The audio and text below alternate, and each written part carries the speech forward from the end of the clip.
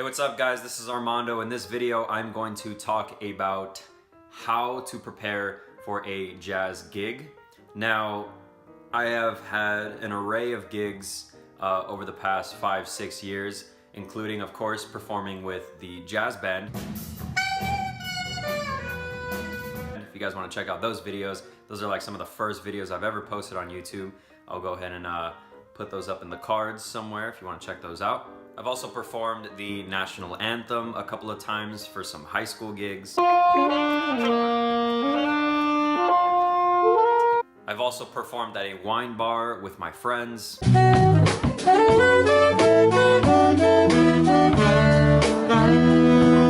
And I've even had some non-saxophone related gigs.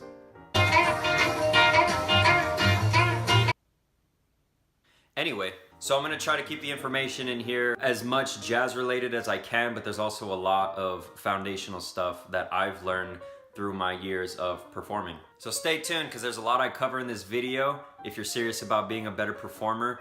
And I also have some stories, and I've even recently performed at a talent show. The day of the performance, I actually filmed somewhat of a vlog style video of what I was doing, and so I have some tips there that I will show you guys. So if this video comes to be a little bit too long, I apologize in advance for that, but there is a lot here, so let's go ahead and get started. So the first thing I will say is to practice a lot. I mean, that goes without say, but especially if you're new at this, you're gonna be really nervous. Even if you're, seasoned, you're going to be nervous when you step up in front of people. And just like an exam that you're taking that you really haven't studied for, you're gonna have extra unneeded anxiety. Also, a jazz related tip: if you're still new to soloing, there's no shame in writing your solo out or practicing it a bunch to the point where you are gonna basically copy the same licks in the same places. I actually highly recommend that for beginners. Next, have all your music and know the set list, the set order, the order in which you will be playing these songs.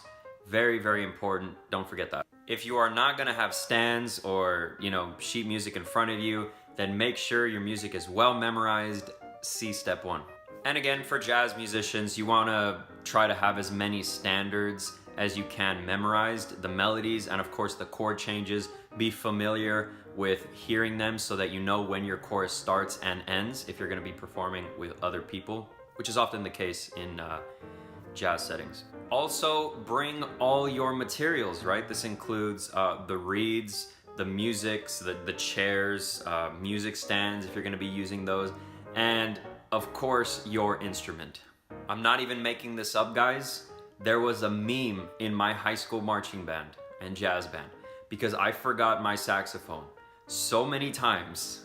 It was ridiculous. I was supposed to perform the national anthem at the high school football game, and I forgot my saxophone. But luckily enough, there was like 8th graders, visiting the band or whatever, and I used the 8th graders' horn just for that, and it turned out well. But don't forget your instrument. All right, guys, before I give my advice on gigs in general for first-timers, I'm gonna go ahead and cut to the vlog-style footage that I took the day of the talent show that I was just a part of, so stay tuned for that. All right, guys, so it's 2 hours before the show, 1 hour before call time. You wanna make sure that you get here as early as possible. You wanna make sure that your equipment's working. Basically what I was doing last night, you wanna do that right here just to double check. Get the best read you can.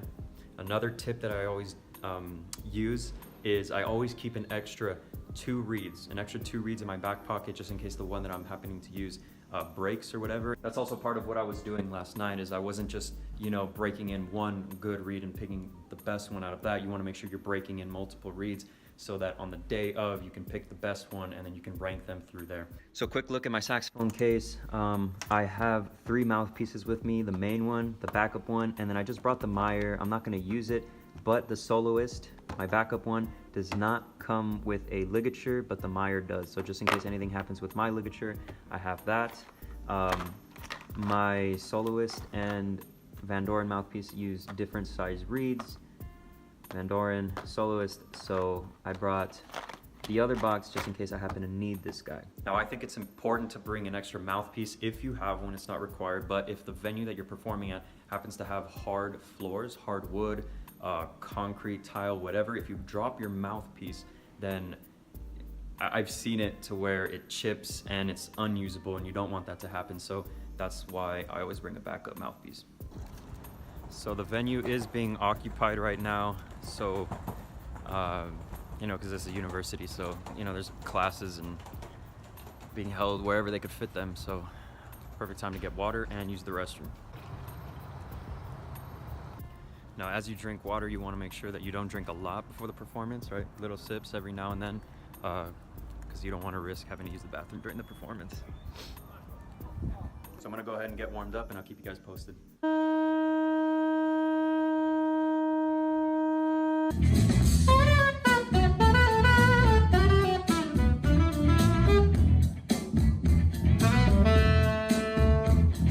All right, guys, hope you enjoyed that. Now for my first timer advice.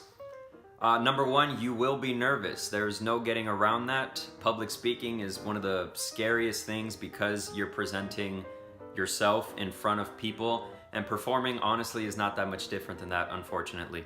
One thing I will say is to not be afraid to sound bad. More than likely, unfortunately, you will sound bad your first time. In fact, your many first times you will sound bad, but that is exactly what makes you better in the long run. You have to be willing to, you know, sound like a fool sometimes, but you know, it's all part of the process, and everybody starts somewhere. Another thing, try to turn your nervousness into excitement. I really want you to get hooked on the adrenaline that performance gives you. It's like no other high. And of course, last but certainly not least, in fact, this is probably the most important thing, is to keep doing it. You can watch all these YouTube videos, but until you get out there and actually perform, then you won't have internalized these lessons. Like I said, I was able to come up with this content because I've been doing it for a while. I've done it so many times that I have these lessons to share with you, but I want you to internalize it, and you can really only do that through your experience. So go out there and do it. I want you to comment down below if you have any funny gig stories like the ones I've shared, or if you love performing, or if it scares the hell out of you. That's it for this video, guys. If you like this content, consider subscribing by pressing that little red button down below. If you also like this video, give it a thumbs up, turn that little thumb blue, and I'll catch you in the next video. Thanks for watching.